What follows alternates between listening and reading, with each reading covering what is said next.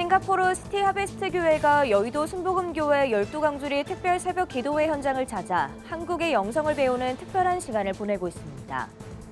중국 정부가 최근 가정교회를 겨냥한 대규모 단속을 이어가고 있어 전 세계 교회의 우려가 커지고 있습니다. 북한에 12년째 억류된 선교사 3명의 조속한 송환을 촉구하는 특별연합 기도회가 열렸습니다. 올해로 25주년을 맞은 두날개 국제 컨퍼런스가 2박 3일간의 일정을 마무리했습니다.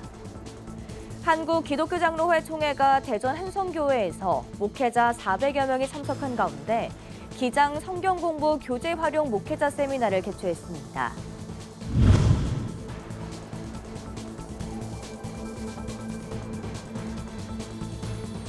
시청자 여러분 안녕하십니까? 구티비 뉴스입니다. 한국교회 특유의 기도 영성을 배우기 위해 해외 성도들의 발걸음이 해마다 이어지고 있습니다.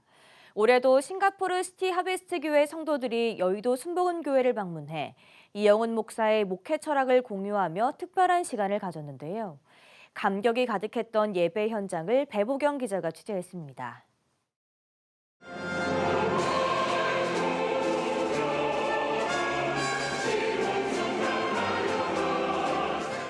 성가대의 힘찬 찬양이 울려 퍼지자 예배당 곳곳에서 휴대전화를 들어올리는 성도들.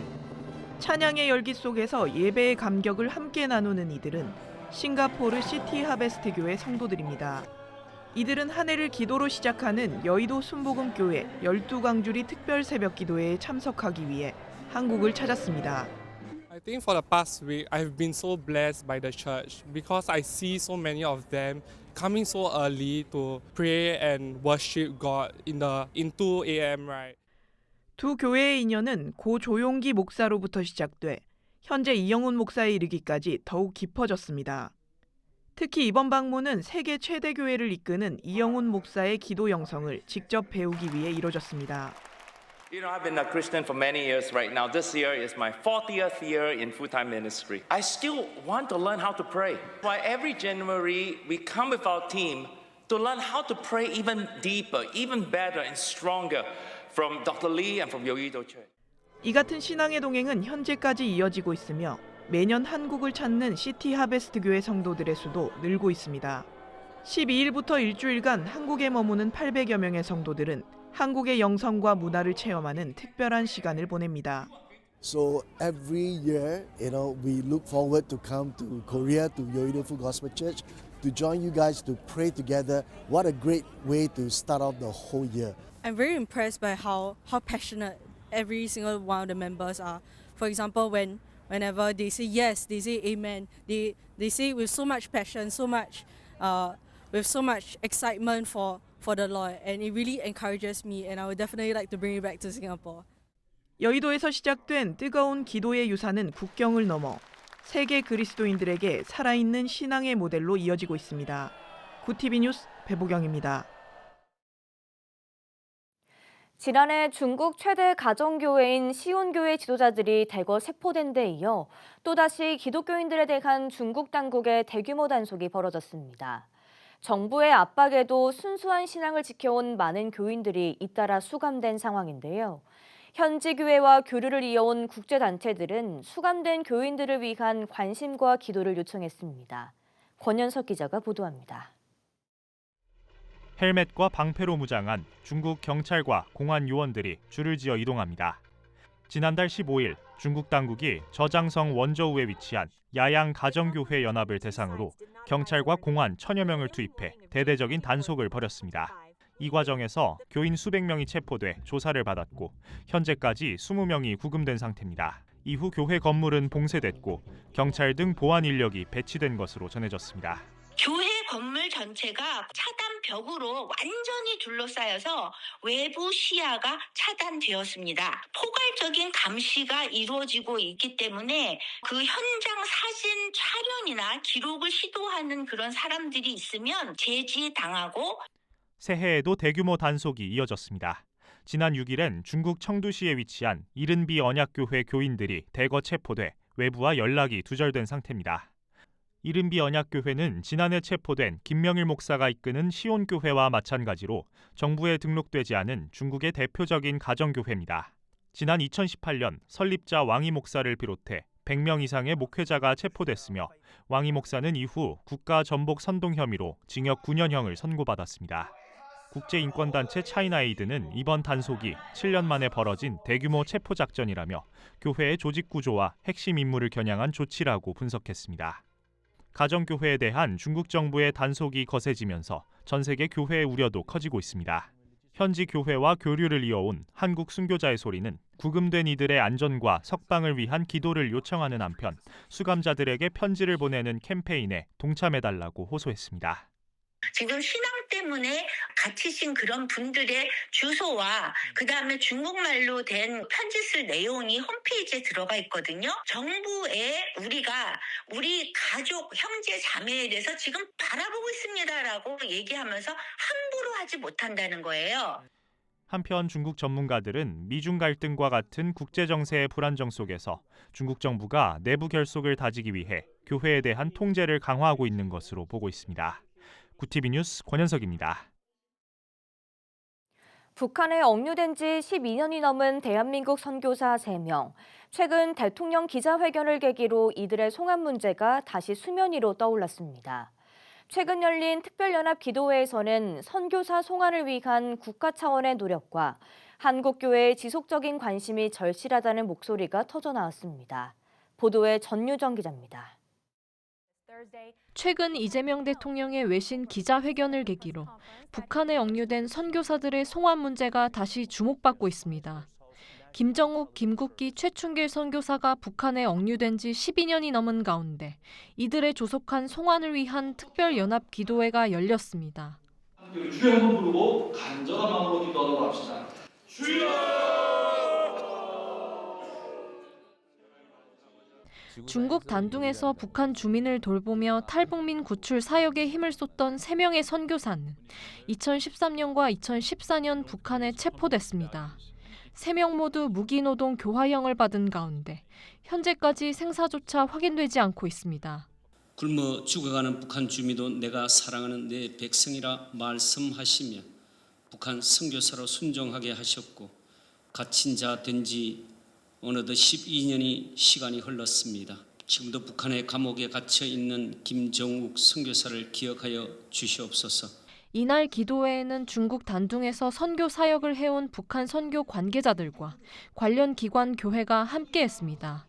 이 자리를 마련한 오늘의 교회 백상옥 담임 목사 역시 단둥에서 북한 주민을 위해 함께 사역했던 동역자입니다. 우리는 언제까지 기도해야 하느냐면 예루살렘에 동방 예루살렘에 찬송 소리가 곳곳에 울려 퍼져서 하나님이 찬송 받으실 때까지. 동역자 여러분 낙심하지 말고 포기하지 말고 끝까지 기도합시다. 기도와 함께 국가 차원의 실질적 노력과 국제사회와의 협력이 중요하다는 목소리도 나왔습니다. 기도도 중요한데 국가에서는 어떤 일을 해야 되느냐. 최고 책임자가 보장을 해서 그 사람을 보내야 돼요.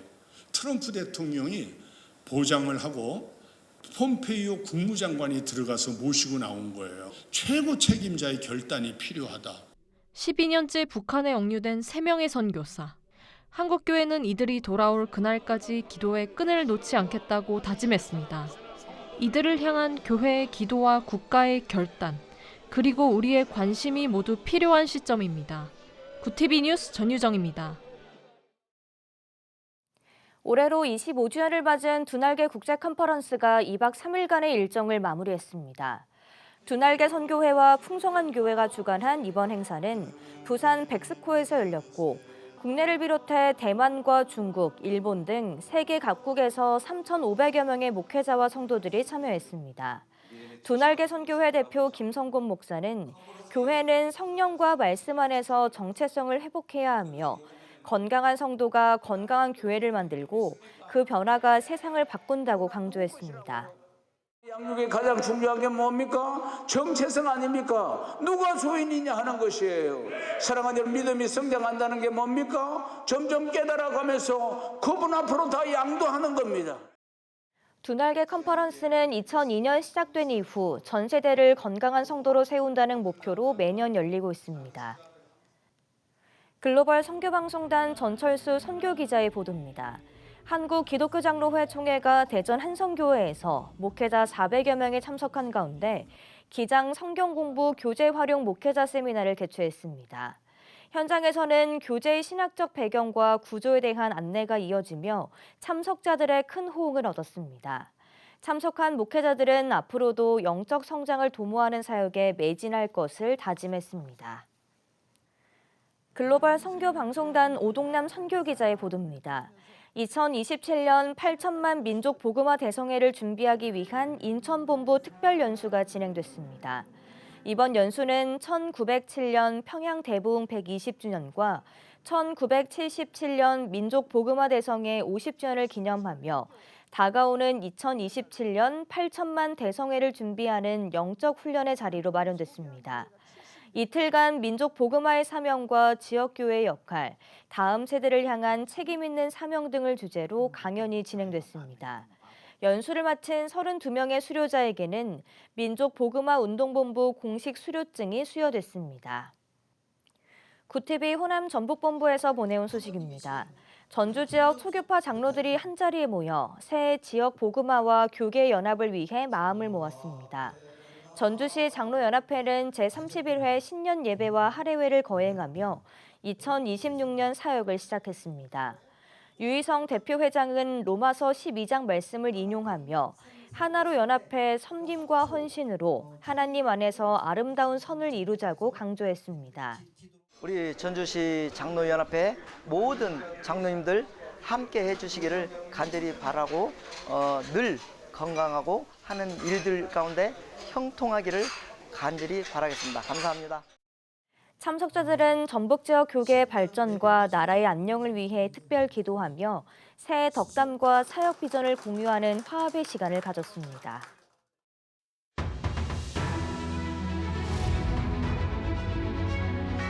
오늘의 이슈 포커스입니다. 윤석열 전 대통령의 체포 방해 혐의 사건 1심 선고가 생중계됩니다.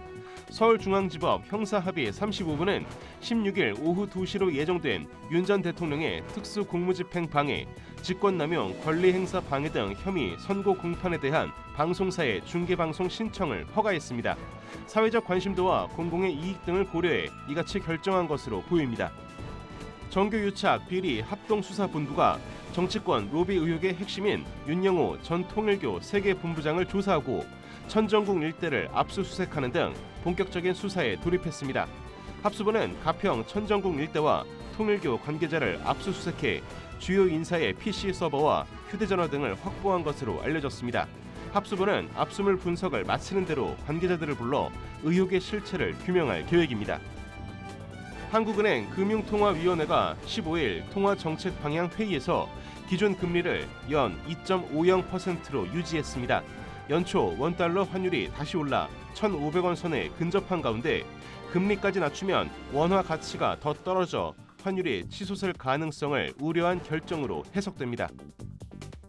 우리나라를 대표할 독자 인공지능 파운데이션 모델 개발 사업의 1차 평가에서 업스테이지, SK텔레콤, 또 LG AI 연구원 등 3곳이 선정됐습니다. 정부는 1차 평가에서 당초 한 곳을 떨어뜨리고 4곳을 선정한다는 계획이었지만 네이버 클라우드와 NC AI 두 팀으로 탈락팀을 정했습니다. 일을 하지 않고 구직 활동도 포기한 쉬었음 청년이 5개월째 70만 명을 넘은 것으로 나타났습니다. 역대 최장 기간입니다. 쉬었음 청년은 20, 30대 중에서 최근 일주일간 국가데이터처 조사에서 적극적인 구직 활동을 하지 않고 쉬었다고 응답한 이들입니다. 이들은 육아와 가사, 취업 준비, 또 군입대 준비 등과 함께 비경제활동 인구로 분류됩니다. 고용 한파가 장기간 계속되는 가운데 올해 기업 10곳 중 7곳 정도가 채용 계획을 갖고 있다는 조사 결과가 나왔습니다. 채용 플랫폼 사람인에 따르면 기업 327개사를 대상으로 올해 정규직 채용 계획을 조사한 결과 65.7%가 올해 채용 계획이 있다고 밝혔습니다. 지난해와 비교하면 2.5%포인트 오른 수치입니다. 프리랜서와 특수고용직, 또 플랫폼 노동자 등 비임금 노동자 규모가 2024년 870만 명에 육박한 것으로 드러났습니다. 무늬만 사장님인 비임금 노동자가 늘면서 이들의 노동권과 사회 안전망 사각지대를 해소해야 한다는 지적이 나오고 있습니다. 구TV 뉴스 김태윤입니다.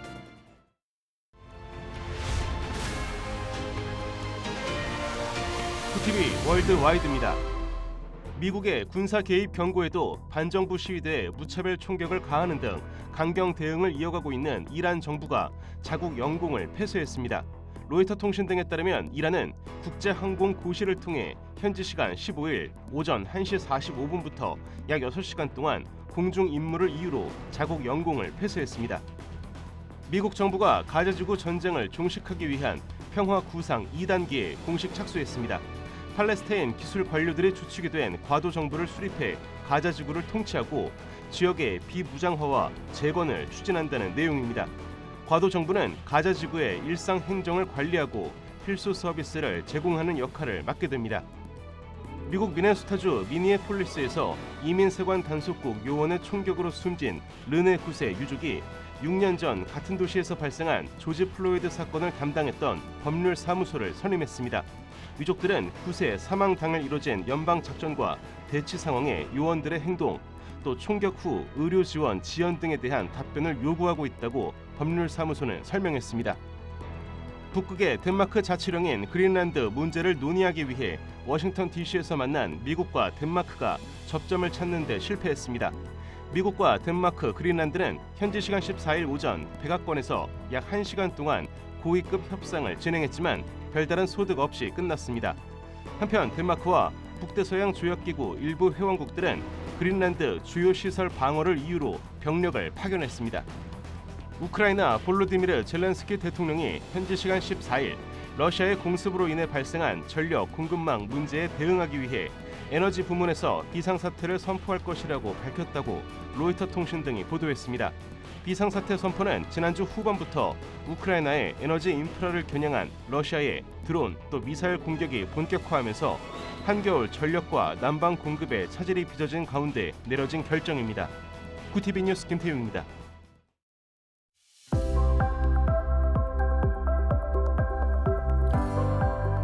내일은 전국적으로 대기가 탁하겠습니다. 미세먼지만 아니라면 하늘 자체는 맑겠습니다. 동해안과 영남을 중심으로는 건조한 가운데 바람까지 강하게 불겠습니다. 이어서 전국 날씨입니다. 내일 한낮 최고 기온은 서울 6도, 강릉 12도가 예상됩니다. 남부지방은 광주와 대구 14도, 부산 15도, 제주 17도를 보이겠습니다. 날씨였습니다. 싱가포르 기독교 신자들이 여의도 순복음교회 12강주리 기도회를 찾아 한국교회의 영성을 직접 체험했습니다. 이들은 한국교회의 기도와 신앙의 깊이를 배우기 위해 방한했다고 밝혔는데요.